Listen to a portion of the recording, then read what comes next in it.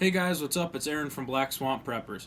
Today I've got a video for you guys on the Ruger 1022 Takedown, and I know there's a lot of other videos on YouTube that go into detail about how it works and what it is and things like that people are doing with them, but there's some things that some people missed about it that I think I'd like to share with you guys, and so I really wanted to make a video and express those things to you so you guys can know everything there is to know about the new Ruger 1022 Takedown.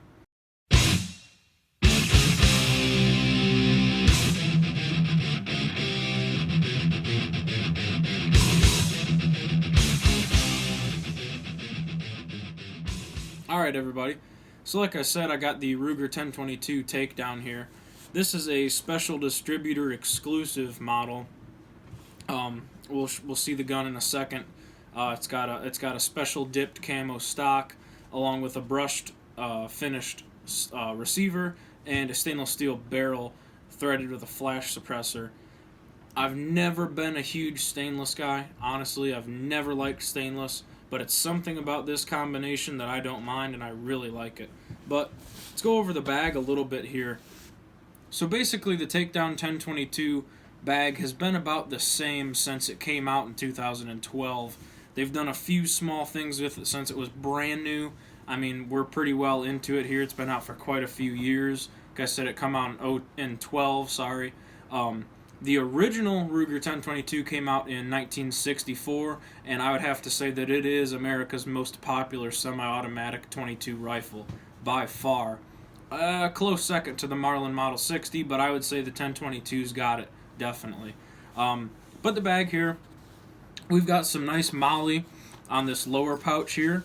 We've got a nice embroidered black Ruger emblem on the top pouch.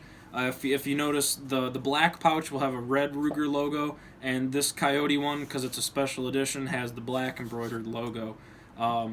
Ample storage in the top and bottom pockets. We've got two nice rubberized carry handles here. We've got D-ring loops on the front and the rear. Two on the rear, one on the front, as well as two on the rear on the bottom of the bag. Like I said, you've got quite a bit of moly space up here to put additional pouches or things that you'd like to add to the bag if you were going to run this as a kit. By the way, go ahead and be looking out for my video if you guys are interested. I'm going to do a whole survival kit based on this bag and this weapon system alone as a survival rifle. That means no other bags, no other equipment. If all you could take or all you had room for was this bag, what can you fit in it and can you survive with it? I'm going to work on that for you guys. But anyways, let's get into what we got here. In the bottom pouch, this is just like it comes out of the box. It just came out of the box. I've never fired this gun, anything. It's brand new. This special edition comes with the Ruger BX25 25 round magazine, which I've had a lot of experience with. I own quite a few of them for my other 1022.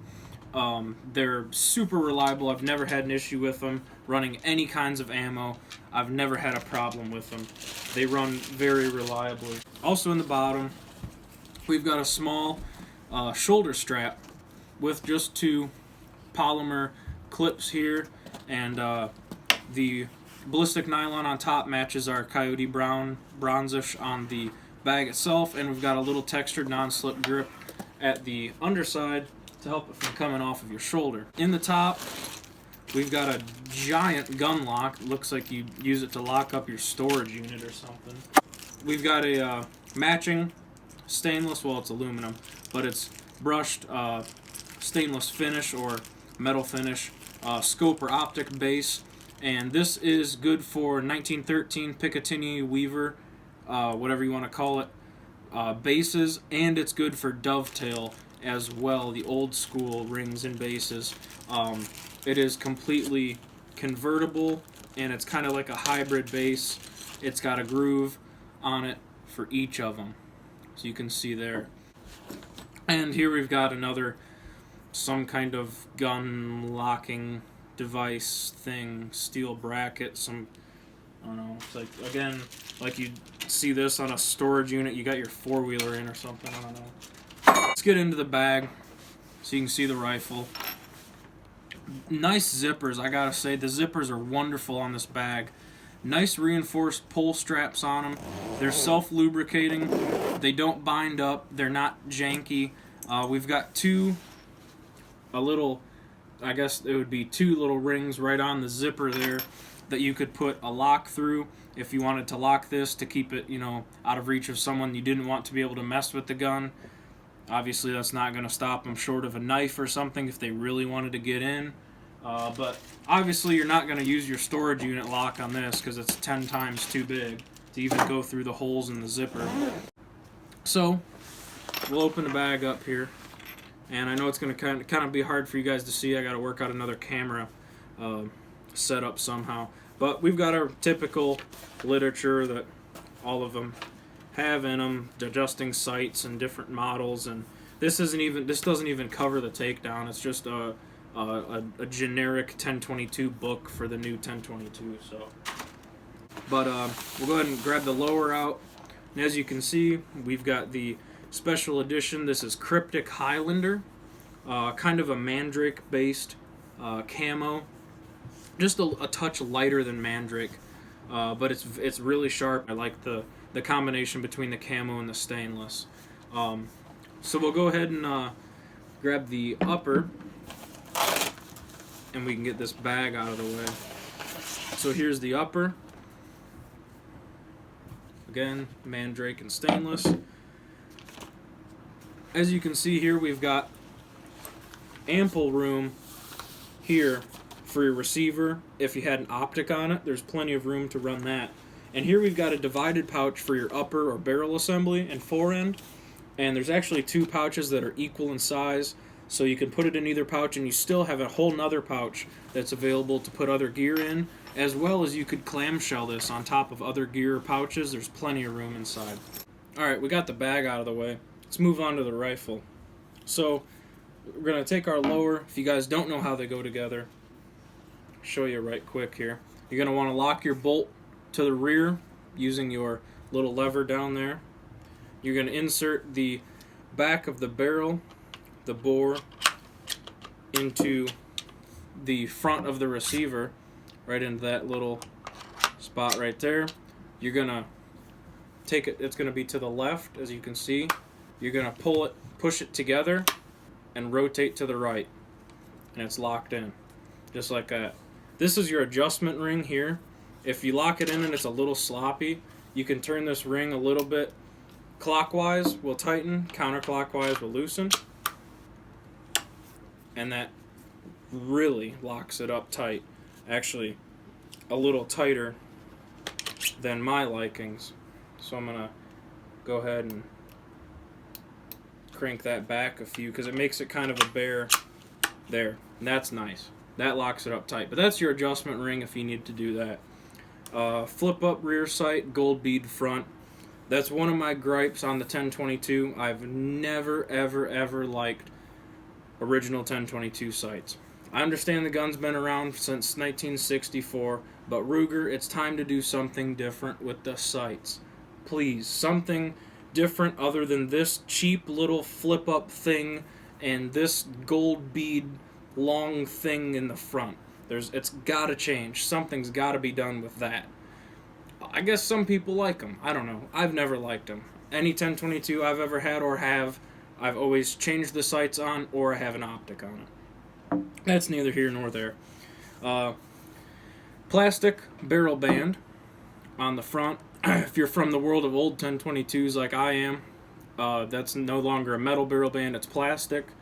The trigger housing here is also plastic, along with the trigger itself being plastic, no more metal here. The safety button is still metal, however. The bolt lock is still metal, but you do have an additional extended magazine release, which way outperforms the one that was up inside the receiver, the little flat button that they used to have. This is 10 times better. It's made out of polymer, but what isn't nowadays, and polymer's strong stuff. We've got a threaded barrel here, and with a little Ruger. That's a cool little flash suppressor, man. It's just awesome. I dig it. It is 1/2x28 thread, for those of you that are wondering. So any standard AR-15 device, muzzle device, will fit on. Flash suppressor if you're going to run a sound suppressor.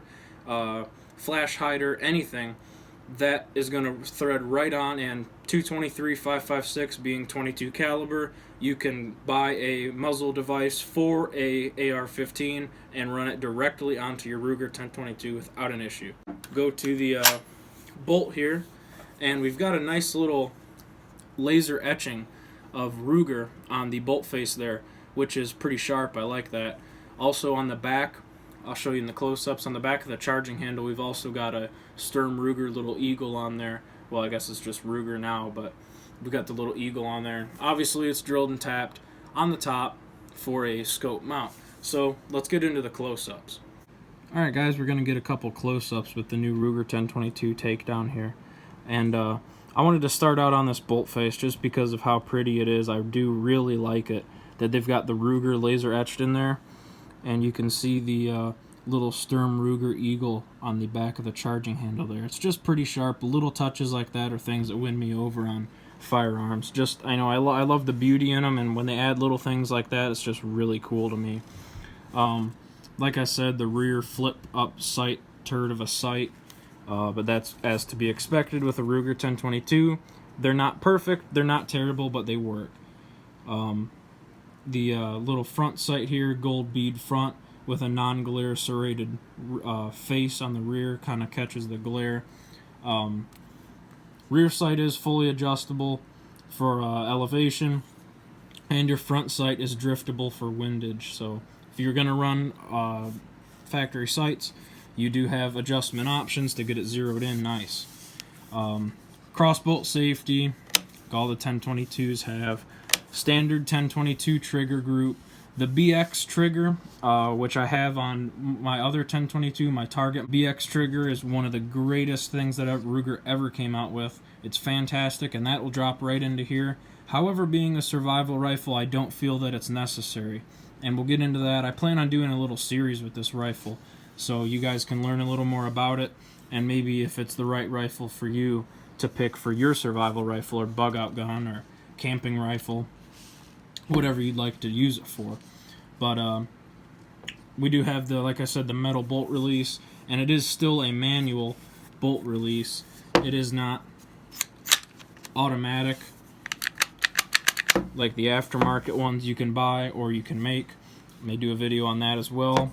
But again, on the Takedown, since you're going to have it locked in the back position while it's stored, I mean, you don't necessarily want your bolt coming loose and slamming the crap out of the front of your receiver while the barrel's not in it. So it might not be a bad thing that it's not an automatic bolt release. The extended magazine release is a nice touch for sure. We've got a Ruger BX1 here, 10 round magazine that feeds right in as it should and drops completely free. With this special edition, here's the supplied BX25 right into there, no issues. And then blow my camera over, and it drops free. On the pommel of the buttstock here, we have another Sturm Ruger Eagle, as well as the butt of the rifle, another Sturm Ruger Eagle. I'm really digging this camo. It's just awesome. And like I said, I've never been a stainless guy, but it has a mix with this stainless that I really enjoy. Well guys, I hope that didn't drag on too long for you. I tried to get as much information in as I could without running my mouth for entirely too long. So I hope you guys enjoyed this little overview of the Ruger 1022 Takedown, and stay tuned for more videos featuring this little gun coming up in the spring as the weather starts to clear. If you guys got any questions, post them down below. Me and Michael will get back to you. As always, comment, rate, and subscribe. Thanks for watching. I hope you guys enjoyed, and I'll see you guys later.